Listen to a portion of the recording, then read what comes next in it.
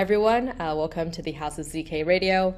I am Alice, a host at House of ZK, and welcome to the second episode of our series of ZK industry leaders on proof markets. We're joined here today with Shiv from Boundless, and the topic of today's discussion is the motivation behind proof markets, how they work, use cases around them, and also incentive mechanisms. So I'm very excited for Shiv to be here today. Boundless is one of the leaders in the proof market industry, and they've recently also gone mainnet for the past month. So very excited to hear about the latest developments coming up with Boundless. Yeah, thank you so much for having me. It's lovely to be here. House of ZK always does like a really good job breaking down these topics. So excited to be here and discuss all things Boundless. Yeah, and thank you for being here today, Shiv. I'm wondering if we can first start off with just some basics behind what the concept is behind a proof market, especially one that is an open market like Boundless. And curious to also hear some of the advantages that an open proof market provides, especially when it relates to costs and the speed, or just general mechanisms that make, say, an open market easier to use than the alternatives. Yeah, no, that's a great question. Actually, it's been a very interesting last week for me where I realized that this topic hasn't been covered in the kind of detail that I guess I had an intuition for this answer as an engineer, which I realized very recently that like no, not everybody thought this way. So it's actually worth breaking this down. So a lot of crypto Twitter loves getting into these like nitty-gritty conversations around like cost of proof, performance of proof, and so on and so forth. Cost of proof in particular is important because ultimately, like no matter what feature you adopt, somebody has to sign off on the cost. Somebody has to pay the bill, right? So they'll say that, hey, this proof used to cost like $1.20, now it costs $1, so roughly some 20%, 18% improvement, and everyone would go hoo-ha and like everyone does high fives, which is great. But that's not the actual cost of adopting ZK in production. Those are two completely different things. And it actually dawned on me this week that like nobody actually talks about this or has like an intuition about this.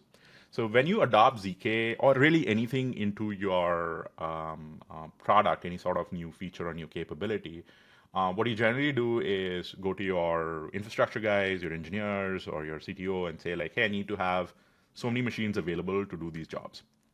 You either use AWS, you use data centers, bare metal, or hopefully Boundless to offload this computation. Somebody has to like offload it. Let's say pre-Boundless, what you would do is you just go to AWS and say like, hey, I need like these machines. The thing that most people don't realize is that most of these jobs, let's say you're proving, full Ethereum consensus, or you're doing some roll-up stuff, these proofs are actually quite gigantic. They need like anywhere between 50 to 200 GPUs to actually like do a efficient proof in like reasonable period of time. So there is a spike in usage and then it drops. For 90+% of the time, your computers are sitting idle. There is no model where you only pay for the proofs that you use, the time that you sort of utilize, and the rest of the time, AWS is not nice enough to say, oh, you don't need to pay us for that. They charge you the full amount.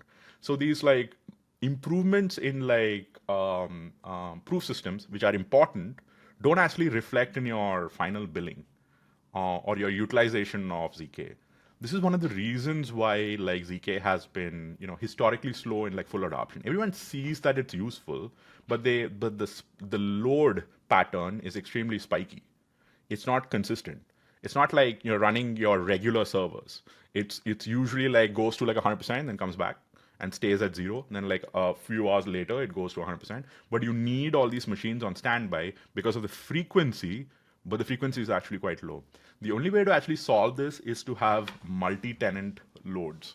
So essentially, people share a pool of machines and pay for usage, and there is a mechanism to sort of figure out who gets to use it, and if you need it more urgently, you pay more, and so on and so forth.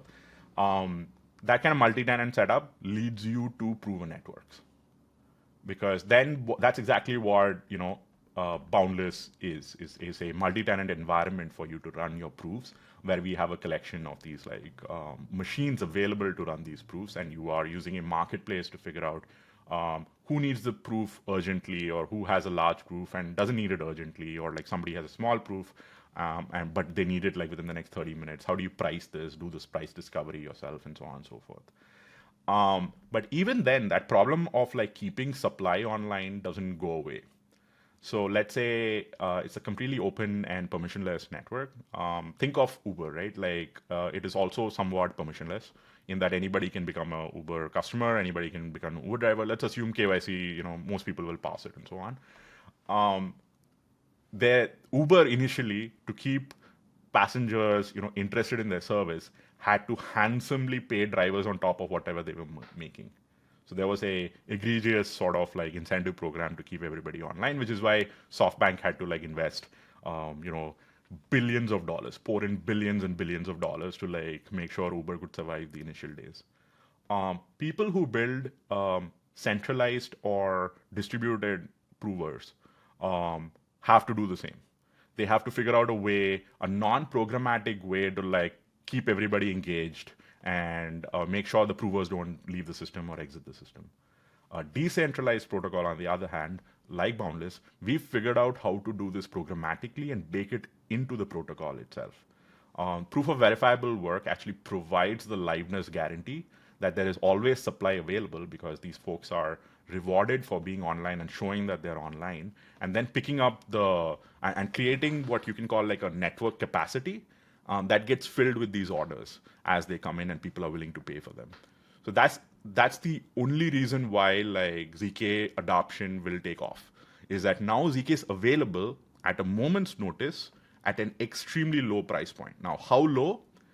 That is also very important to consider. Boundless offers a billion cycles at anywhere between 10 to 16 cents per billion cycles. The same thing on AWS is $1.85 to $2. So we are massively cheaper. So we discovered this again, like last week. You and I were talking before we started the podcast about how I'm done with like conferences for a little bit of time because I really want to dive back into the product. And these are like the things that we've been unearthing for the past 6 weeks since the mainnet has been live. We're getting so much more interesting information to like actually analyze. Is that there is, and we spoke to a really large company in Japan who wanted to like become a prover. And I told them flat out, if your model is you're going to borrow from cloud services, you're screwed, because your cogs are going to be way too high. You need bare metal or data center to like really compete in the Boundless market. The market is so competitive right now to provide proofs that it's driving prices down to such an extent that we can't really find resources or like hardware in the US with our electricity costs to like compete effectively. Now, that is amazing. That is the power of decentralization, that we've been actually been able to connect people with idle machines in some part of the world where they have access to cheap electricity to people who need these proofs done. And they are all over the place. So we've actually created this extraordinarily efficient marketplace. And that only happens if you're able to do 2 or 3 things. Understand the nature of workloads and what it takes to run ZK in the cloud and in production. If you're stuck in conversations on Twitter around like proof system performance and all of these very, very specific things that don't actually matter when you like run ZK on a day-to-day basis in production, you are not going to be able to like listen to your customer and build things that people want. The other thing is you have to be completely decentralized to like provide these prices. We are by far the largest proof marketplace in the world right now.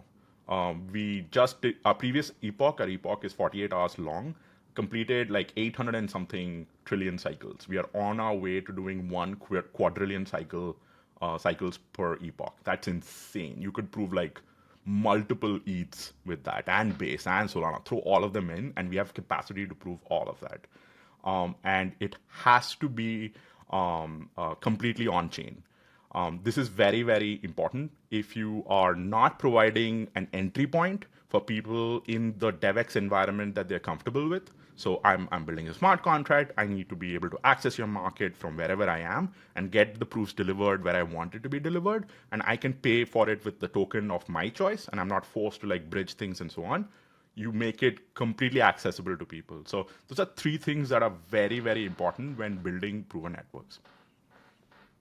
Got it. And I really like how you made that distinction between the actual costs of adopting ZK in production and in the cloud versus, say, like all the numbers that we see, like the cost per proof. And you mentioned that there are some misalignment between that because a lot of times you would have to use some sort of machines or servers or even like running on bare metal. But a lot of the times, as you mentioned, the usage for these proofs is typically a spike, and 90% of the time our computers are kept idle, but we'll still be charged. If, say, we're using AWS, we'll still be charged consistently. And what we need are those multi-tenant loads. And it's really great that Boundless has found a way where you can balance the decentralization component with the liveness guarantees, and then also mixing in the marketplace to figure out the efficient pricing.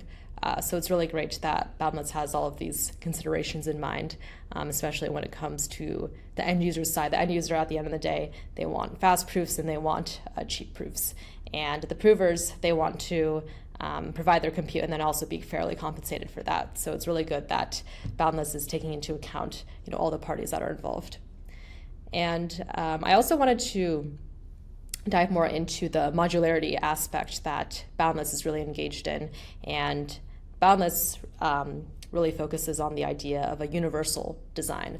So I'm curious to hear about the intention behind designing Boundless as kind of this pluggable modular layer that can be plugged into multiple ecosystems rather than, say, being another kind of scaling solution, and how this idea of being universal translates to maybe some of the other design considerations that Boundless has made.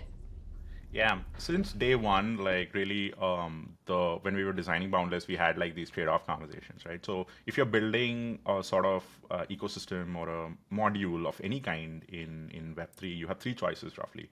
You either build a new L1, and that's not easy. I used to manage a lot of the engineering at Avalanche. I can tell you it's not a simple task. You can build an L2, which has become considerably easier with like roll-up as a service providers and so on. Like you put in your credit card and you can basically get an L2 for yourself. But you are now making some interesting choices on camps or access or distribution that limits the addressable market that you have. Smart contracts are ultimately the best way to sort of deploy it. So you essentially now this is how I like sort of like talk about this to like people who own L2s, which is like we've actually managed to build a neo cloud on top of a blockchain. So in a very interesting way, like we are running, we can power Base whilst being built on top of Base's security, which makes us like an extremely unique value proposition. And if you deploy us on Solana, we are powering Solana whilst we are built atop Solana security guarantees and so on. So that is like how you sort of see it on the software stack, as it were, that we inherit the security properties of the chain that we are launched on. So you don't create new security assumptions, or you don't have to think about like, hey, is it an L2? I wonder if it's like a permissioned L2. What's the sequencer like? Like what stack are they using? Are they what stack? Where are they in their security setup, and who has the multi-sig access and all that stuff? You don't have to worry about any of this. You're not changing your assumption. This is very critical to the design of a forward-looking prove a marketplace. Now you can always make your life much simpler by becoming an L2 or whatever, and like using Vibe and marketing to like sort of cover that assumption. But it is an assumption that you're making for your customer. Being opinionated for your customer is very hard to do in B2B infra space. You can do that in the retail space. So like as an example, Apple makes a lot of decisions for you and says like, hey, you don't need a 3.5 millimeter jack anymore. You're like, oh, okay then.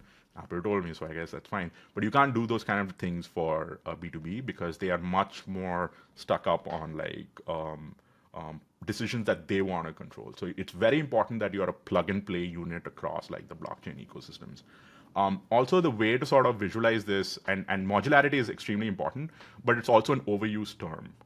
In I think ever since it's been taken over by like marketing, it's sort of become like overused and overemphasized.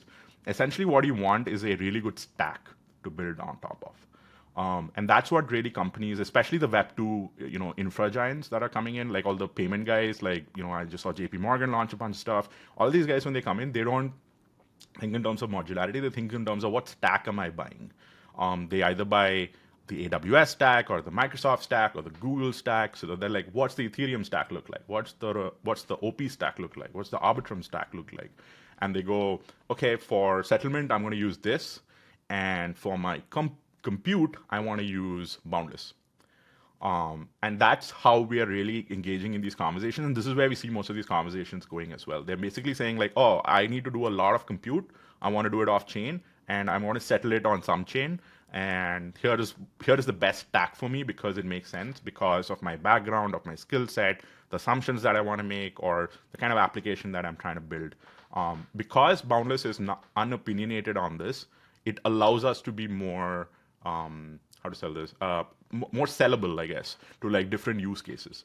They find it easier to adapt and adopt. And it's very important to like think about these things when you're building for the future. Becoming too opinionated on the state of the industry doesn't allow you the flexibility to adapt as like the industry grows and evolves. We are seeing a lot of adoption with like Web 2 now, or rather like fintech giants and all these folks coming in. They're going to come opinionated based on their experience in Web 2. So they're going to say, so can I run this on EC2? And they're going to get the answer that like, hey, you don't want to do that. You're completely centralized then. You're basically asking, you might as well run everything on AWS at that point. They're like, oh, so what's my alternative? And if I make a very complicated sort of thing about like bridging assets and all of that and doing these things and getting on another L2, and they'll be like, yo, I don't follow. Where is my EC2 for Web3? The answer is Boundless. And they go, oh, okay, then. So I just have like my compute run on Boundless and the proof shows up. They're like, yep. That's all they really want to understand. They don't want to understand every single thing about proof systems. They want to look at security audits. They want the security team to look at the audits, and we're absolutely ready with that. Like all of that documentation is available at a moment's notice, which is why we make such good partners with like Base and all of these folks as well. But we don't, you want to be presenting a stack that other people can understand as they adapt and adopt. ZK is pretty forward-looking. So what that means is the teams that are going to maximally utilize ZK to offer more utility to customers and users are apps that are still being built or will be built now. Historical apps that have been around for a long time have a little bit of friction because they have a running business. It's more involved for them to rewrite everything. So these new challengers that are coming up are the ones I feel are going to really sort of drive this point home with the speed of adoption. Got it. And I really like that point you made that the goal is to build an ideal stack that others can understand in order for them to know, well, how they can integrate this stack into their solution, not something that they have to completely transition towards or give up what they're currently using and then migrate towards. So in this case, Boundless can be fill the role for the off-chain compute layer.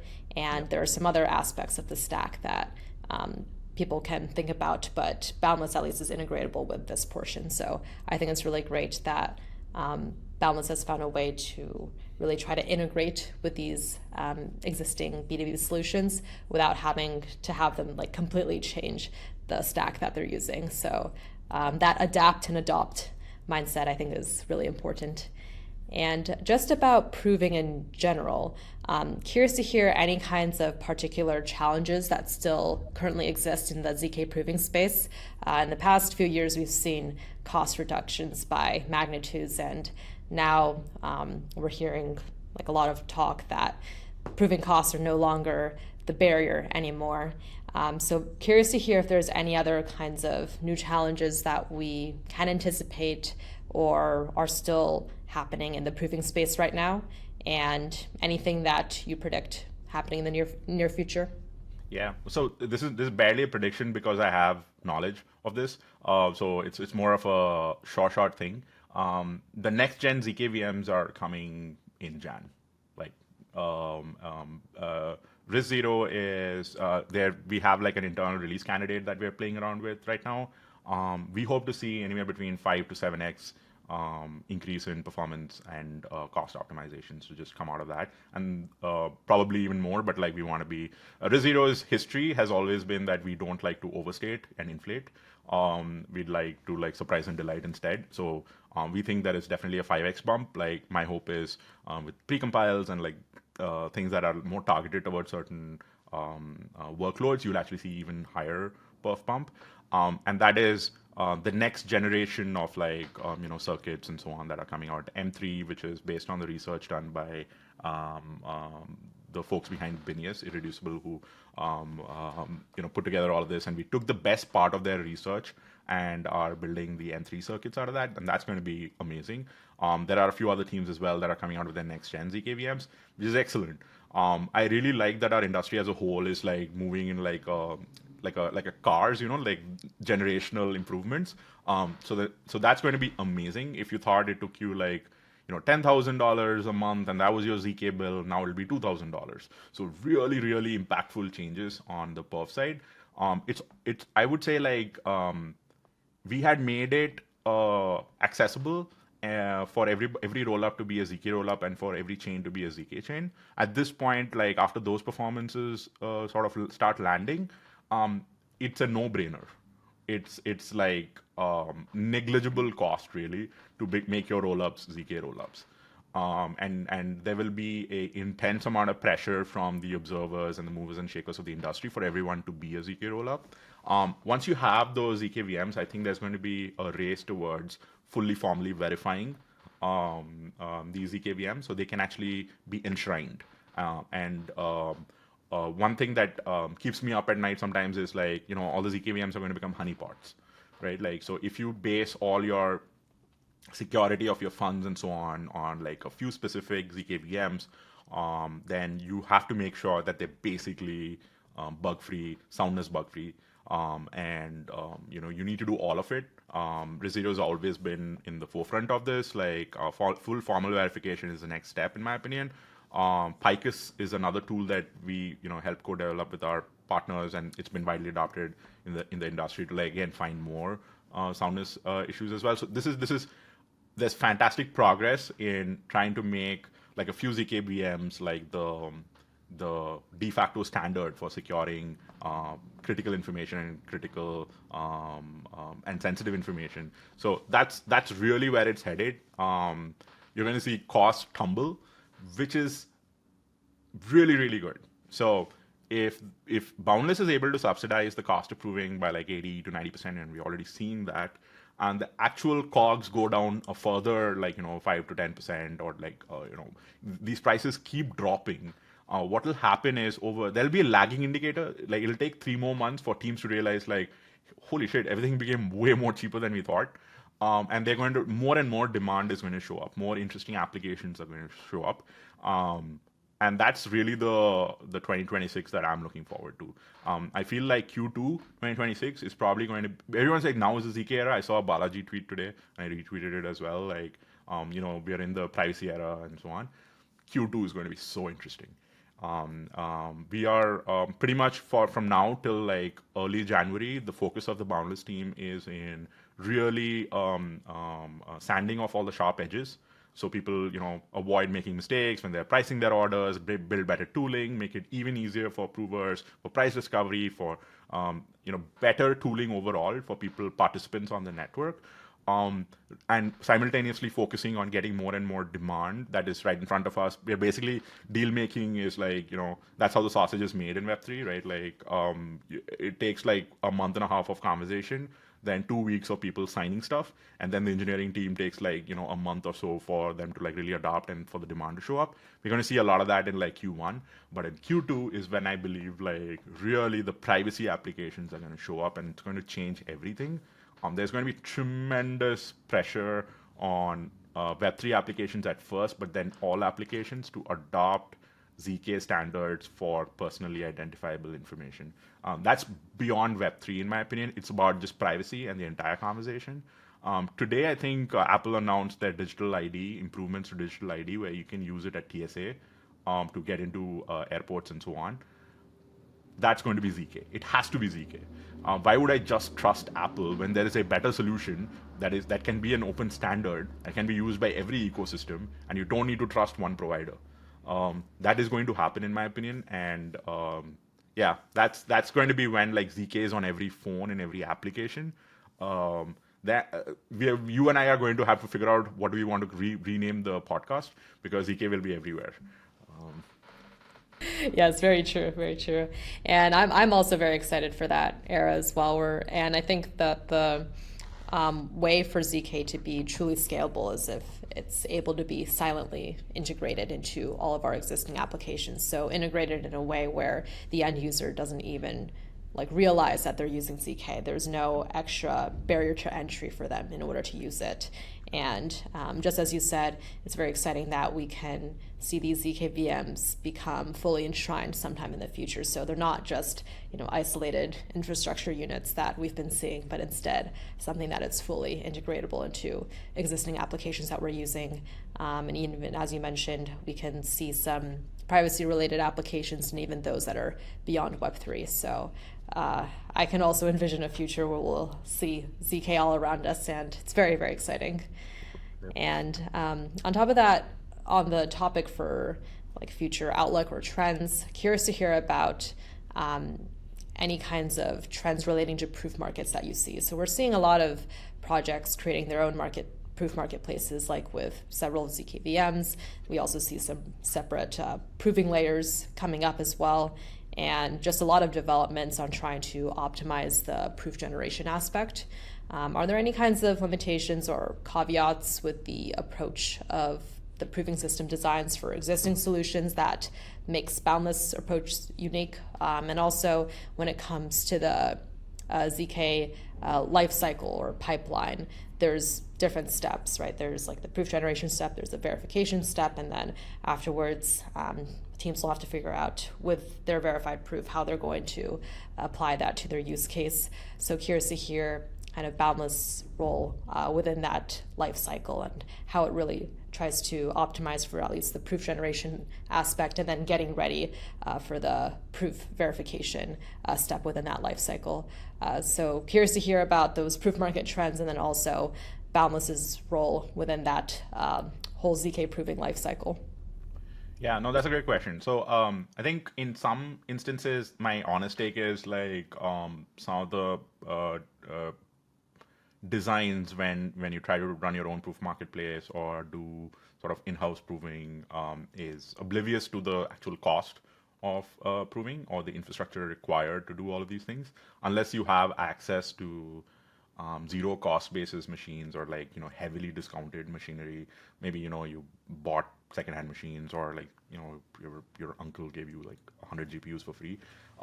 Doesn't really happen. My uncle didn't give me anything. They're going to realize very quickly that their OpEx goes through the roof, and it's actually extremely inconvenient to have such a high OpEx that you can't utilize for anything unless you are an AI plus ZK company. It's very hard. Like the people who try that approach generally give up very quickly. They're usually doing trials and they realize, hey, I should just move to some standard proof marketplace. Or the more interesting thing that I've seen is they just plug their machines into Boundless and serve their own requests, and then the idle time they just offer it to other people. So they kind of like do an allow list on their own requests at zero cost and say like, hey, if I'm the requester, I should just utilize my machines, and if my machines are free, I should just like do other people's requests. That is the ideal model. And a lot of people, there's like two very large teams who don't want to be named, I'm sure, who've told me this directly. And they were like, we tried it, it's silly. Now we have 100 GPUs and I don't know what to do with them. I'm like, here's what you do. And they were like, okay, that sounds way better. We're just going to do that instead. It's a great way for them to like really neutralize the cost of their hardware and monetize it, and in fact turn a revenue. And revenues, of course, like pretty hard to come by in like Web3, so they have a pretty good narrative there. With respect to like verification layers and like more sort of ecosystem players, that's fantastic news, right? So generally, like I'm a huge believer in like the full power of the market. Full body contact marketplace dynamics. What that allows you to do is to see opportunity in the chaos. If you see a lot of things happening and you figure out, here's the trend, this is what's going on, I want to take a bet that like ZK is going to go here, and that's the amount of demand volume. And all of these companies are going to need verification, or all of these companies are going to need some tooling, or all of these companies are going to need one thing or the other. You take a bet on that and build for it slightly in advance of when it's needed. You land on time, you time it perfectly, you make your fortune. That's really what's happening. And Boundless's role is to make sure all our information is out in the public. If you go to explorer.beboundless.xyz, you see everything about our network that we can put out there. And we continuously try to like add more, refine it, and like give more aggregate stats. But the raw data is available to everybody because everything is on chain. We want people to like absorb that information, see where the trends are headed, and build on top of it. Do value-added services. It is a completely decentralized and open protocol. I want people to feel like Boundless belongs to them. I'm just the caretaker here for the next few years, and after that, like I'd really like to retire and tend to my garden or something like that. I want Boundless to be owned by the people who are using Boundless and building atop of Boundless. That is a key sort of dynamic that I like to say in private, but nowadays I've started saying it in public as well, which is Boundless is for you. We are really trying to build a public utility, and that's one of the reasons why we're set up the way that we're set up. I'm really not looking like a lot of things with like tokenized sort of companies is like there is a nagging doubt because people have been burned so many times on like, oh, this team is going to like do this and then they're going to exit and like leave us holding bags and stuff. That's really not our concern here. We're all really passionate builders who know that the future of Web3 depends on having a scalable, elastic compute layer that is as decentralized as Ethereum and Bitcoin and owned by people. And that is really the goal here, to give away all the control to the people, give away all the power to the market. And when I say the people, I mean the market. Like I can't like go and like make everybody like a shareholder of like Boundless Network. People who use Boundless should own Boundless. That is the ultimate goal of the marketplace. And this is where like I feel like Boundless will succeed, and then make it neutral enough that people can build on top of it. So you're building a new business, you build it on top of Boundless without any sort of fear that you'll get drugged by some technical decision or something. Because if you are a part owner of the network, you have a say in what's going on, and you can build a coalition on what you want to do and so on. There is, of course, the concern, will we slow down too much? I don't think so. I also think Boundless is kept uniquely simple in its like functioning with smart contracts and so on, like so that there is no chance for it to be making like convoluted decisions or like hidden edge cases and so on. If you keep it really, really simple, it doesn't need to be modified too much, and people can make some assumptions and build atop of that. Classic example is Bitcoin. The fundamental design really hasn't changed at all. The only thing I can see them doing in the future is become quantum resistant. Beyond that, like they're not going to do much else.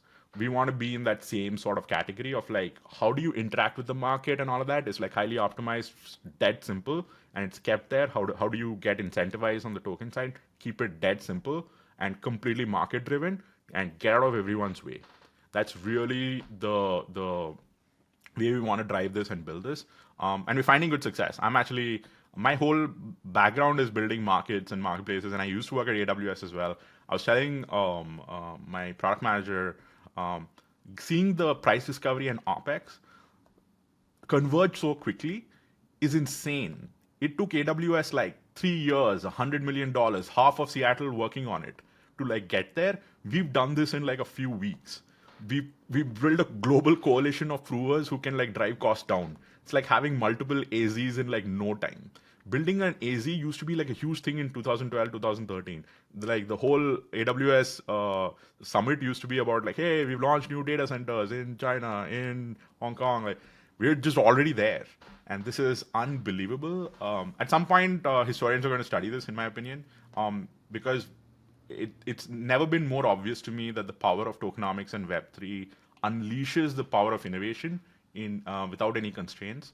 Boundless is a good example of this. It's not the only example for sure, but it's a really good example, and I'm very proud of being a part of it. Absolutely, and I really like how you phrased Boundless as being a public utility, a public good, and how with the power of decentralization, with the power of all the mechanics that Boundless is using, we were able to give the power back to the users, to the market.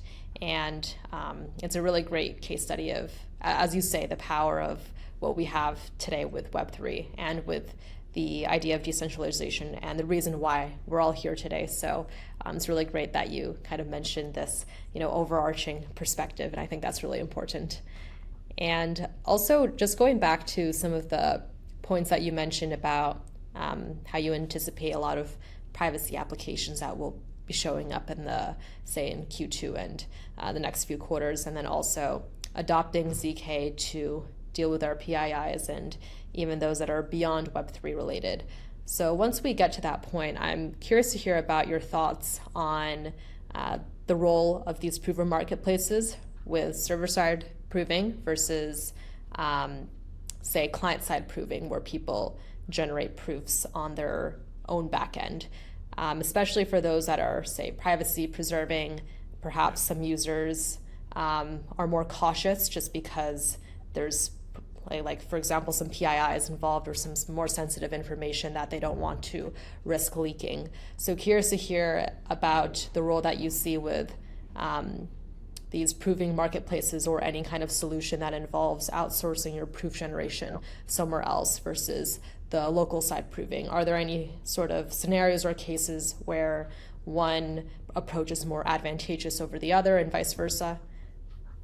Yeah, 100%. So this is a great question, and also something like I feel like warrants a really good discussion as well. So when people talk about client-side proving and server-side proving, whilst they are distinct things, they actually participate in the user experience together.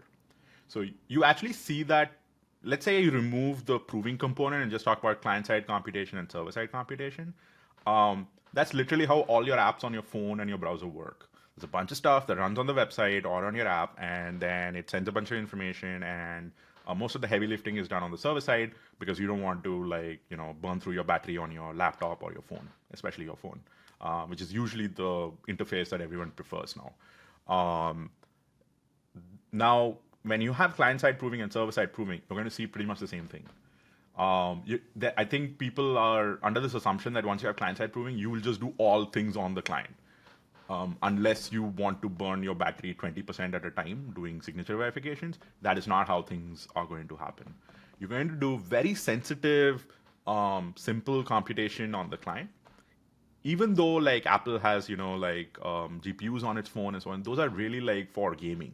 And even then, like you really don't want to like overuse this for like your regular applications. You're going to do signature verification. You're going to do authentication, authorization, that kind of stuff on your phone. Get a proof and submit that proof server side. And you can still do server-side computation with that proof. So as an example, like RIS0 is looking forward to like working with Ligero, which is a really fantastic client-side proving team. To take Ligero proofs and verify them, you can verify them inside the RIS0 zkVM and continue with a larger proof. That is the real beauty of proofs, is that they can consume each other and can be linked to each other. So you can actually have like a really good handoff process as well. So just as computing today exists on client, edge, and server, you're going to see the same thing. You're going to see proving on the client, edge, and server for different use cases. The dial is going to be more on the server side. For different use cases, the dial is going to be more on the client side.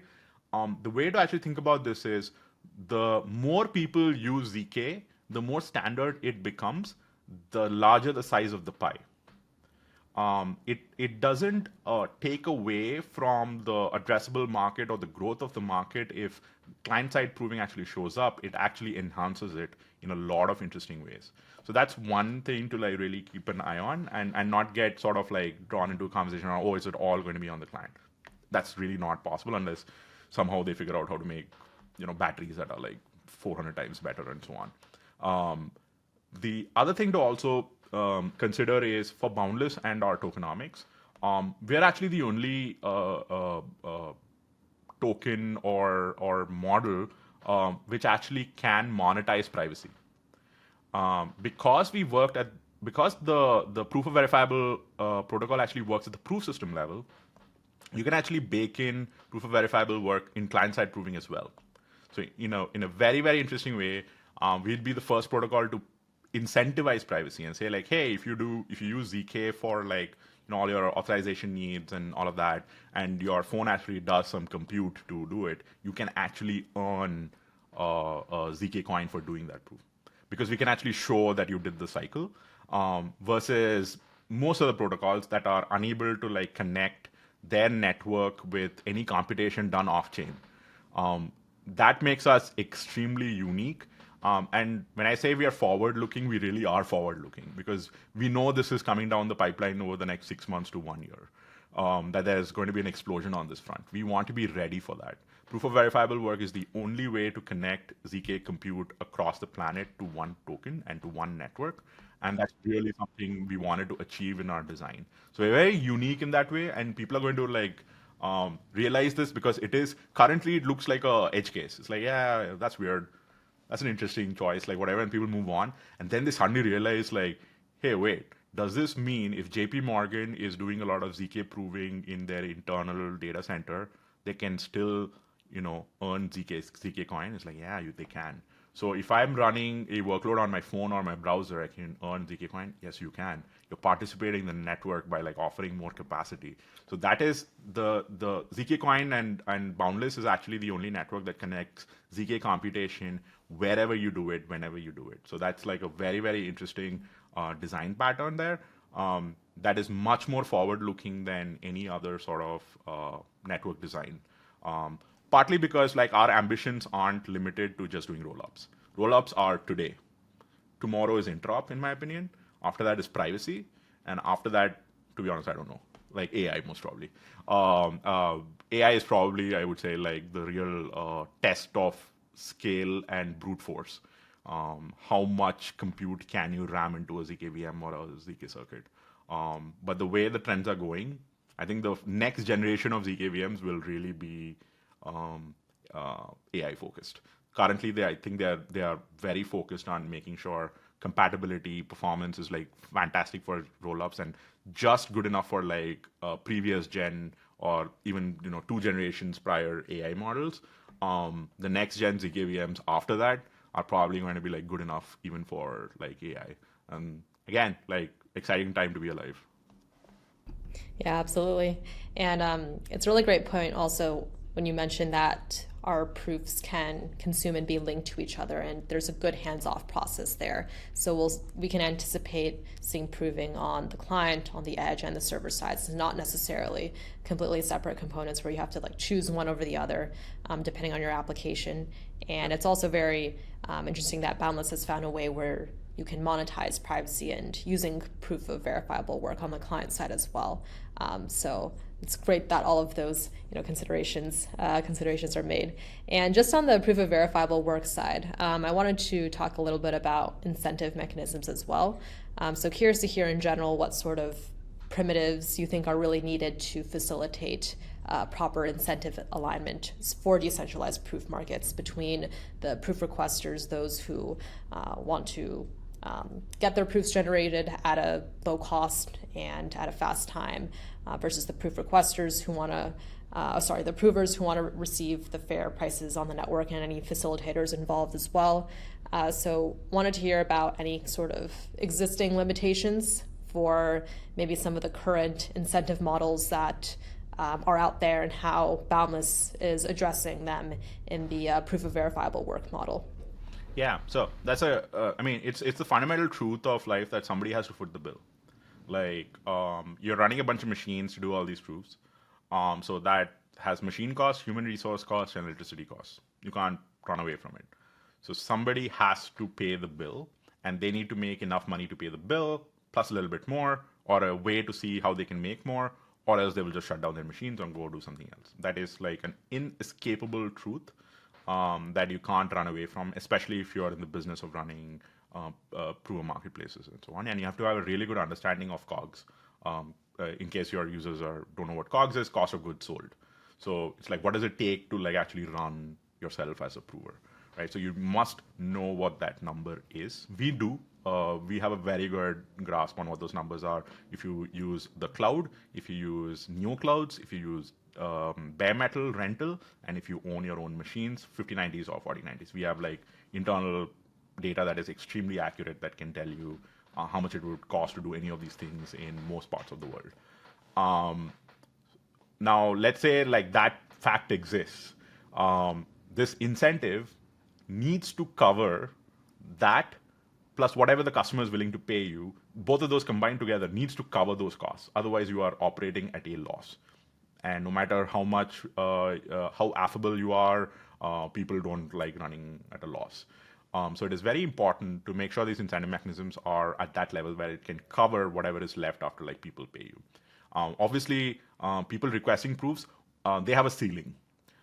They will not be paid beyond what the value that they are getting, or whatever AWS will charge them, whichever is lower, right? So if I'm getting X amount of ROI from this, I will not pay more than X.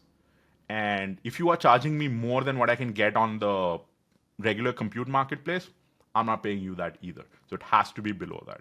So these are like two sort of like truths that you need to like deal with. And the incentive structure needs to exist in between. Now, the way, if you aren't able to meter work on your network in a programmatic way, there aren't a lot of options left for you. You have to trust some folks and say like, I won't let everybody join the prover marketplace. I will allow list people who can be provers. I will have a legal contractual agreement with them, sign NDAs, do all this like weird stuff, and be like, okay, you promise that you'll bring 200 computers, right? You promise, it's written in the contract now. You can't back off, and I will make sure you are paid X amount. And either you do it through your tokens or grants or USDC, USDT, whatever, what have you, to make sure these, this liveness is kind of maintained. As I'm describing it, everybody who's listening can understand the pitfalls of all of this. Why go to all this length? You might as well just talk directly to this like infrastructure provider and do it yourself and like get those benefits. It is not a scalable model. It's of course not permissionless. You literally have to permission people. And you can see this. Like if your network has like 10 provers and you're like, oh, they know all the 10 provers by name. Like, yeah, okay. So it's not permissionless. They literally permission it. You have to, if you want a permissionless network and you want to bake in these incentives into the protocol itself, proof of verifiable work is the only known mechanism to do that. And that's what we do. So I'm the CEO. So technically I should know this. And I'm telling you, we don't like pay off provers. There's no like, hey, here's like a couple of $100,000, like you promise, and like, let's sign an NDA, like none of that shit. It's all out there. You can look at our Explorer and see how much the provers actually make in zkC, in picking up orders that have failed from other provers, and ETH, how much they're making. And to be honest, there are so many provers that they're all addresses. I don't know 99% of them. I only know those who ping me who are like, hey, like I'm doing this and I failed. Like I'm not running this Docker image. Like what am I supposed to do here? Those are the only guys I know. We have so many provers that we can't even keep contact with them, which is the way it should be. Stay anon, be profitable. Like that is the power of like proof of verifiable work and fully decentralized protocol. So we're very opinionated on that because it's important for us to like, if we are a people's protocol, then we have to be permissionless. The second I have my finger on my thumb on the scale and say like, you need to be X machines, or you need to be friends with me, or you need to convince me of something to be a prover, I'm automatically taxing the system. From a pure economics perspective, when you put your finger on the scale, you are introducing new effects into the marketplace. That some you can quantify and some you have no idea what's going to happen. I have a background in economics, and I actually studied economics. Didn't really add much value, but like I studied it, and I can tell you that you want to have the market run itself. The animal spirits of the market are the best at putting things together to create the optimal value here, which is why we have a network where provers run on razor thin margins, and people who are requesting proofs are getting nearly at cost of goods price points. That is literally what you want to see. And the tokenomics really powers that. And because the tokenomics is such a good subsidy effect for people, if there is more speculation on it, it will lower costs even more. But at the basic level, you can see how much your proof can possibly cost, and you can set your prices accordingly and so on. So it's I would say the best design of marketplaces are the ones where the maintainers of the market have no control, are only charged with improving the protocol, with bug fixes, with better tooling, and so on and so forth. And most of it is sort of set in stone, and like within I would say 6 to 12 months has hit a stable state where nobody's meddling with it anymore. That's really what you want to see. That's a stable market. That's what Nasdaq looks like. That's what the commodities market look like. You want to really set something in stone and say this is how stuff functions, and now go play.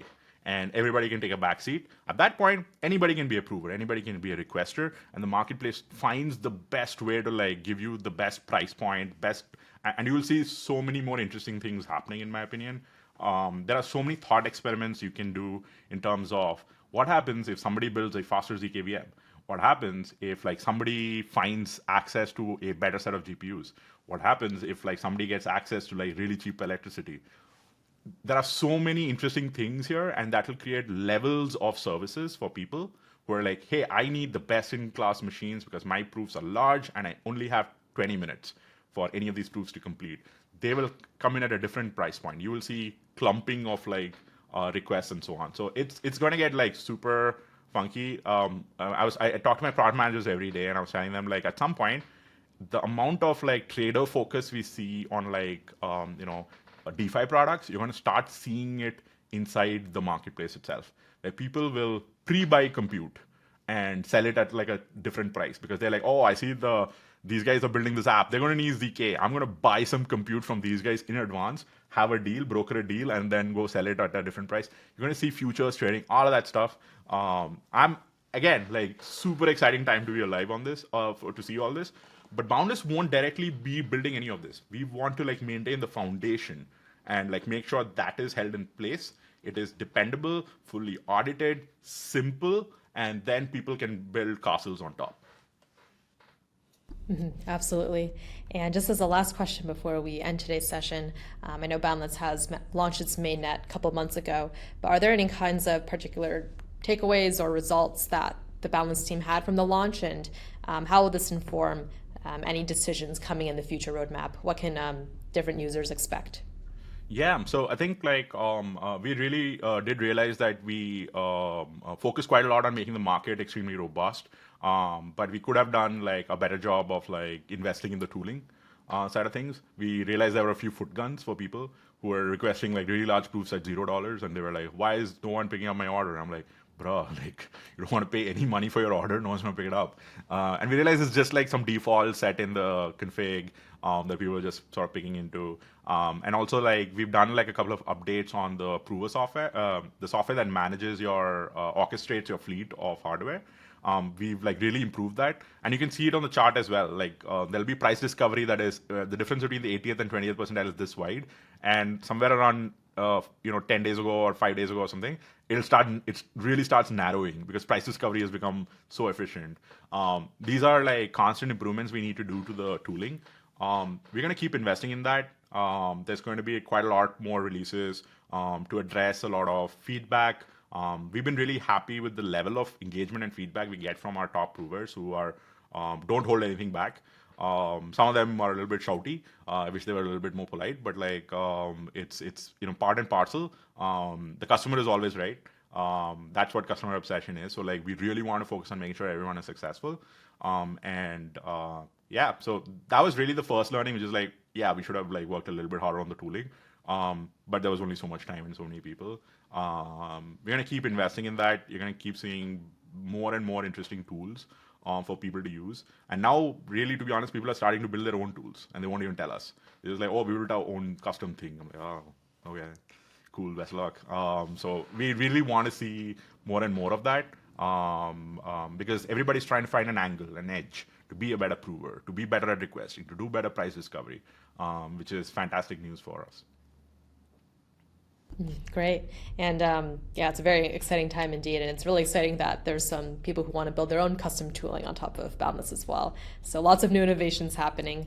And really appreciate you, Shiv, for coming in for today's episode and talking all about incentive mechanisms and the nature of the permissionless and decentralized markets and Boundless's goal of handing the power back to the players in the market and just the overarching vision that you guys have.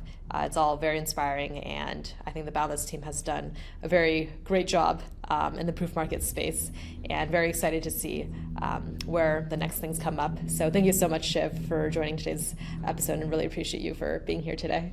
Thank you so much, Alice. Yeah, thank you. It's a great opportunity. Yeah, thank you.